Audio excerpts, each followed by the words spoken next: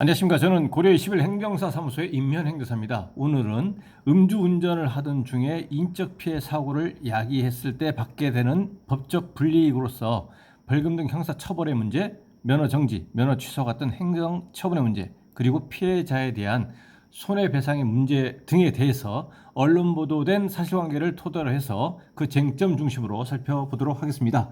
오늘 영상의 내용이 도움이 되었다면 구독, 좋아요 부탁드리겠습니다. 그리고 이 영상의 끝부분에는 관련된 영상이 연결되어 있으므로 필요시에는 참고하시기 바랍니다.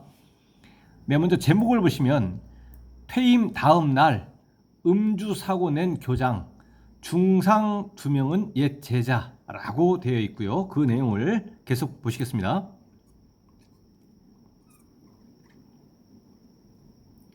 경기 지역의 한 고등학교 교장이 정년 퇴임 다음 날 음주운전 교통사고를 내 옛 제자들에게 중상을 입혔다라고 되어 있습니다. 그래서 정년 퇴임을 했고 그 다음 날 교통사고가 발생을 한 것입니다. 그래서 이 운전자가 교육 공무원의 신분이 있었다고 하더라도, 물론 이제 사립학교 법인에 소속된 교원일 수도 있습니다. 근데 교육 공무원이라고 하더라도 이미 퇴임을 했기 때문에, 정년 퇴임을 했기 때문에 교육 공무원의 신분은 소멸된 상태입니다. 이 의미는 이 운전자에 대해서 벌금 등 형사처벌, 면허정지, 면허 취소 같은 행정처분, 피해자에 대한 손해배상의 문제가 있고 그 법적 책임을 전부 부담한다고 하더라도 이미 교육 공무원으로서의 신분은 소멸이 됐기 때문에 징계 처분의 대상은 되지 않습니다. 그리고 아울러 정년 퇴임과 관련해서 연금을 받고 있는 연금 수급 대상자라고 설사하더라도 이 재직 중에 어떤 직무와 관련한 어떤 범죄로 인해서 금고 이상의 형을 받는다거나 그런 상황이 아니고, 직무 관련성이 있는 것도 아니고, 징계 처분을 받아서 뭐 파면이라든가 이렇게 받는 것이 아니기 때문에 연금을 받고 있는 대상이 되었던 것이 그 제한을 받는다거나 그런 것도 없습니다. 그래서 순수하게 일반적인 음주운전 인적피해 교통사고로 이해를 하시면 되겠습니다. 3일 경기 이천경찰서에 따르면 지난달 31일 오후 6시 반경 이천시 장원읍의 한 삼거리 교차로에서 60대 남성 A씨가 운전하던 모하비 차량이 비보호 좌회전을 하다 직진하던 토레스 차량과 정면 충돌했다.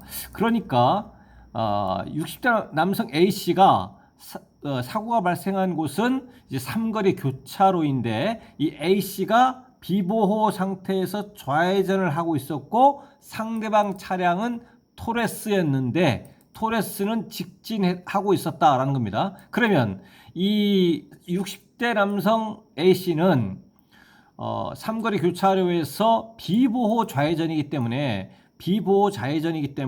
이 직진하고 있는 토레스 차량의 흐름을 잘 살피면서 안전하게 좌회전을 해야 할 의무가 있습니다.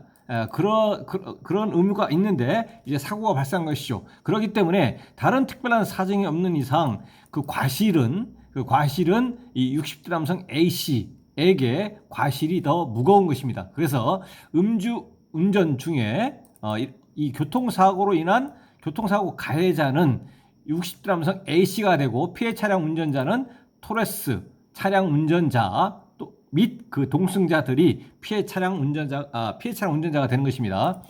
토레스 차량에 타고 있던 20대 2명은 머리 등을 크게 다쳐 인근 병원으로 옮겨져 치료를 받고 있다. 그래서 교통사고로 인해서 인적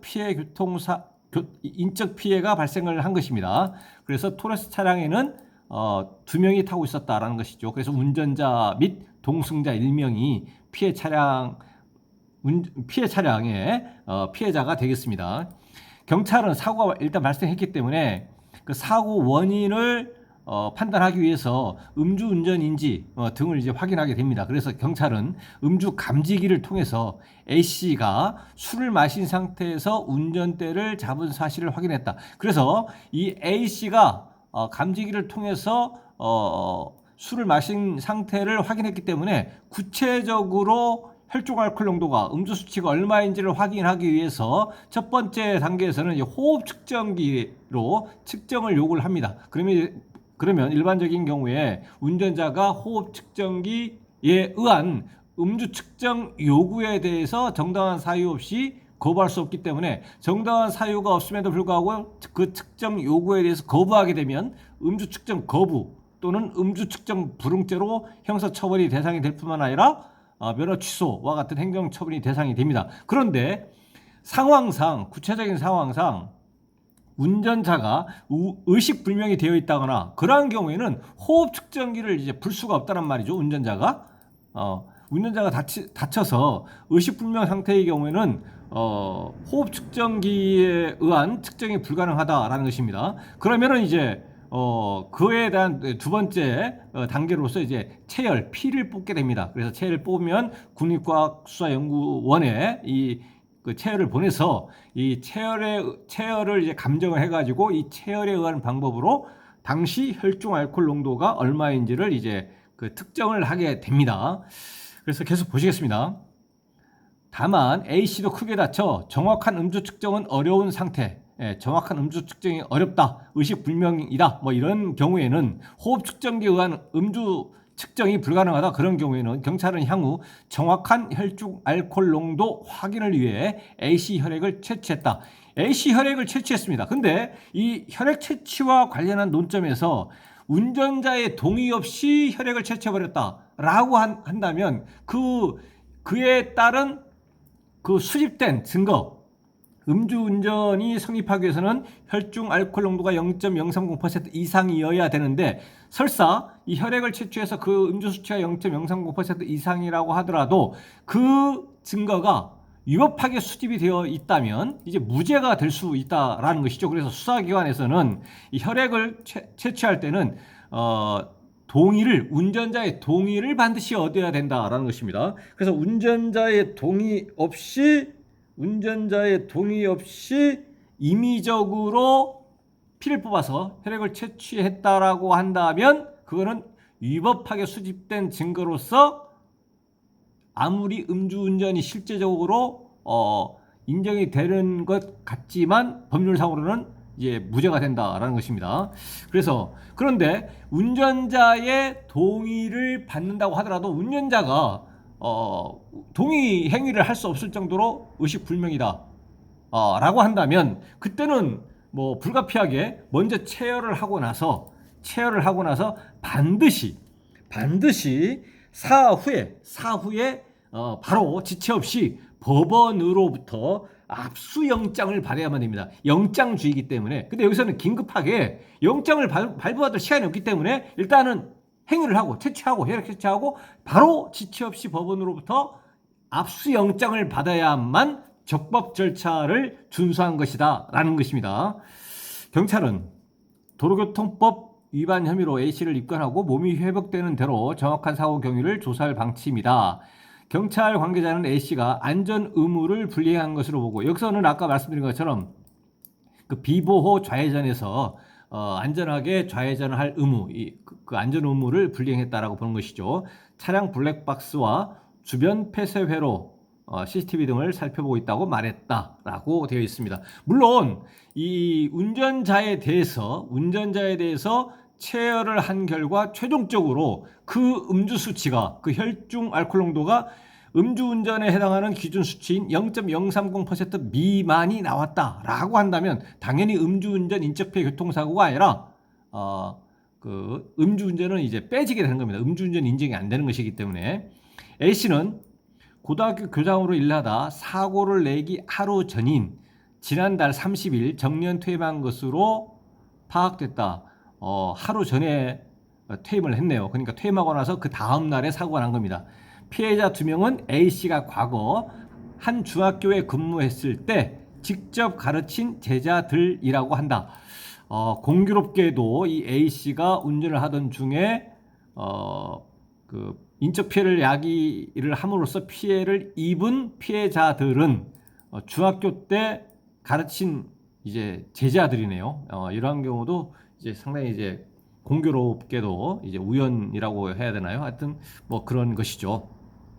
네, 그래서 이 운전자가 지금 체열을 했기 때문에 실제 구체적인 음주 수치가 얼마가 나올지는 일단 알 수 없습니다. 그래서 국립과학수연구원에서 혈액 감정 결과 이제 통보가 되게 되면 이제 그때서야 이제 비로소 이제 확정이 되게 될 건데, 일반적으로 그 수치에 따라서 다를 수도 있고 이렇게 하겠지만, 일반적으로 이 운전자에 대해서는 아까 이제 하나하나 정리하자면, 이 피해자에 대해서 이 운전자가 이제 피해를 야기했습니다. 피해는 누구한테 야기했느냐?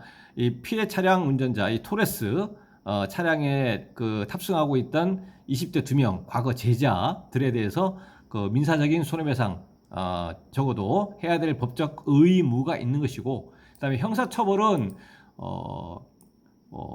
1,000에서 1,500만 원 정도의 벌금형이 나올 수도 있고요. 벌금형이 안 나오지 않습니다. 절대 안 나오는 것은 아닙니다. 1,000에서 1,500만 원의 벌금형이 나올 수가 있겠고, 또 적어도 민사적인 손해배상을까지만 한다고 하면 징역형의 집행유예 선고를 받을 수가 있고요.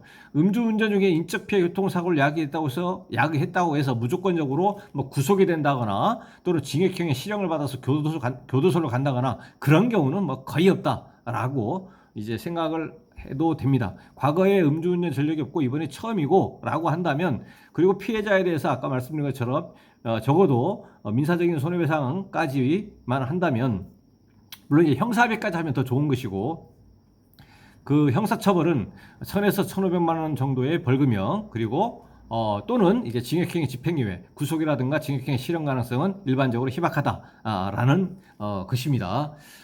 그리고 이 운전자가 받게 되는 행정처분은 음주운전이기만 한다면, 그러니까 음주 수치가 0.030% 이상이기만 한다면 인적 피해가 발생해버렸기 때문에 면허 취소 플러스 면허 취소 결격 기간 2년 취소의 대상이 되어서 2년 후에 면허를 이제 취득할 수 있게 됩니다. 그래서 이렇게 피해자에 대한 민사적인 손해배상, 형사처벌의 문제, 행정처분으로서의 면허 취소 2년, 이 문제에 대해서 일단 말씀드렸고, 그리고 이 운전자가 현재 교육공무원의 신분이 아니기 때문에 징계처벌은 이제 없는 것이고요. 그 다음에 공무원 연금법상의 연금 지급 제한도, 급여 제한도 받지 않습니다. 아까 서두에 말씀드린 것처럼. 네, 그래서 일단은 이 경우에는 혈액 채취 결과가 일단 통보가 되고, 또 이 운전자가 의식이 어느 정도 이제 건강 상태가 회복이 되면 그때 조사를 해 봐야 되겠지만, 이제 경우에 따라서는 이제 인적피해가 비록 다쳤다고 하더라도 윤창호 제2법이라고 하는 특가법 무조건 적용되는 것이 아니라 교통사고 처리특례법상의 치상이 적용될 수도 있는 것이고, 또 윤창호 제2법이라고 일컬어지는 특정범죄 가중처벌법상의 위험운전치상, 이것도 적용될 수도 있습니다. 그래서 어쨌든 일반적으로는 벌금형 1,000에서 1,500만 원 또는 징역형 집행유예 선고가 예상이 된다. 그리고 면허 취소 2년, 그리고 피해자에 대한 민사적인 손해배상 책임이 있다. 더 나아가서 형사합의까지 하면 더 좋겠다라는 것입니다. 네, 이 정도로 일단은 이해를 하시면 될 것이고요. 그 다음에 여기서는 이제 바로 호흡 측정을 하지 못했고 바로 이제 혈액 채취를 해버렸기 때문에, 이 혈액 채취 논점과 관련해 가지고 운전자의 동의 없이 임의적으로 채취해버렸다. 그거는 위법하게 수집된 증거이기 때문에 그거는 이제 불법이다. 효력이 없다라는 것이고요. 또 이 운전자가 동의를 할 수 없을 정도로 의식불명이 되어 있다거나 또 긴박한 상황이다라고 한다면 불가피하게 먼저 채취를 할 수밖에 없는 것이고, 이 경우에는 사후에 지체 없이 법원으로부터 압수영장을 받아야만 적법 절차를 준수하게 된 것이지, 그렇지 않으면 이것도 마찬가지로 위법한 것이다 라는 것입니다. 그래서 오늘은 이와 같은 음주운전 중에 인적피해 교통사고 관련한 쟁점을 언론 보도된 내용을 토대로 해서 살펴봤습니다. 네, 오늘 영상의 내용에 질문 있으시면 댓글 남겨주시고요. 그러면 대댓글이나 별도의 영상으로 답변 드리겠습니다. 네, 오늘 영상의 내용이 도움이 되었다면 구독, 좋아요 부탁드리겠습니다. 네, 감사합니다.